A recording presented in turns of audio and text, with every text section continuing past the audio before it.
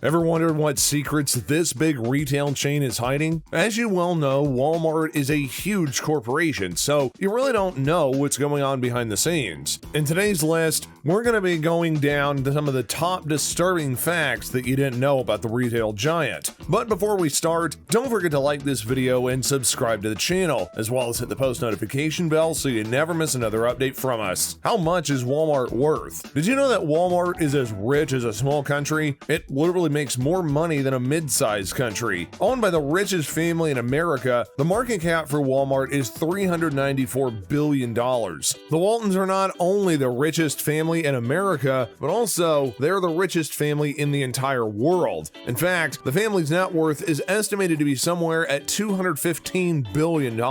Forbes even lists Walmart as their #1 spot on the Fortune 500. They've been in the #1 spot for many years. ExxonMobil actually sits at #2, and the company is so rich that the CEO, Doug McMillon, makes more money in an hour than you could ever make in an entire year. His salary is $22 million, so you do the math. Honestly, that's just too much money to count. Stay away from Walmart's organic section. Now you may be thinking, but isn't organic supposed to be cleaner and healthier? Sure, but it's way more expensive. You might not know this, but the organic section in Walmart is more expensive than other retail chains. You can compare their prices to other shops in your area, but we promise you there's a big difference. Walmart's organic section isn't very appealing either. The produce is low quality, so do yourself a favor and give this section a skip altogether. That's the good advice, isn't it? Discrimination in the workplace. Every single year, Walmart receives scores of discrimination lawsuits, from sexual discrimination to discrimination against pregnant women. In 2001, 6 female Walmart employees had filed sex discrimination lawsuits. These 6 women were unfairly treated regarding their salaries, bonuses, and even training. That case goes back 20 years, and it still hasn't been resolved. I guess that's the advantage of having a net worth of $215 million.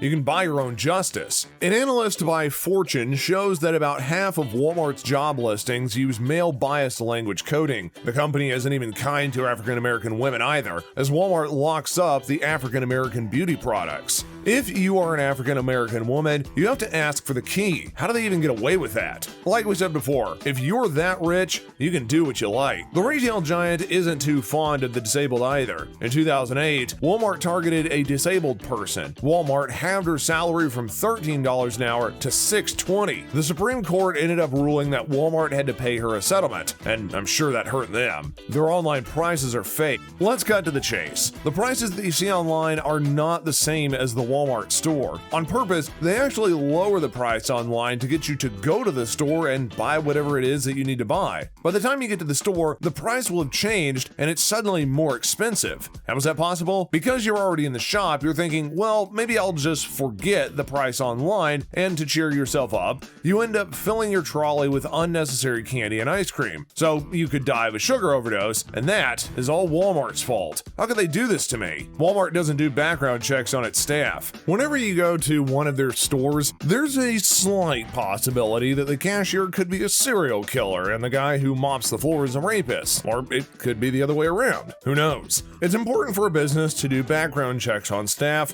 before hiring them. It's not only to protect the business, but also to protect the customers. Most businesses check for criminal records before they hire someone, but not Walmart. They don't care if an employee has a violent past or not. Look, this company sells millions of firearms and bullets, for goodness sake. They would just love it if one of their employees started shooting the rest of their staff up. First of all, Walmart wouldn't have to pay their salaries. Secondly, the serial killers might use up their bullets. Buy more. One not so loyal person posted on Reddit that their convicted brother has been hired in the hunting department. You could be hunted next yourself. I would avoid the hunting section at Walmart if I were you. Watch out for those so-called discounts. Every morning, groceries are on discount at Walmart, and this is for a reason. The products on discount are normally leftovers from the day before. They eagerly want to get rid of everything, so Walmart sells them at the cheapest possible price. Think again before you get up early in the morning to go to Walmart. That bread isn't that fresh. The terrible labor conditions. You might expect multi-billionaires to pay their workers well. Wrong. Walmart treats its employees like dirt. With over 1.4 million workers all over its branches, the average salary at Walmart is $14.76 an an hour. Wages do differ from state to state, but aren't particularly high. Smaller cities pay their workers even less, and the working hours are very long. Walmart has no interest in raising workers' salaries. Only their executives and CEOs get extra bonuses every year. They seriously don't care about giving their employees more money. They'd rather you just starve. Even worse, please remember the overseas sweatshops and child labor. There is a reason their clothing items are so cheap,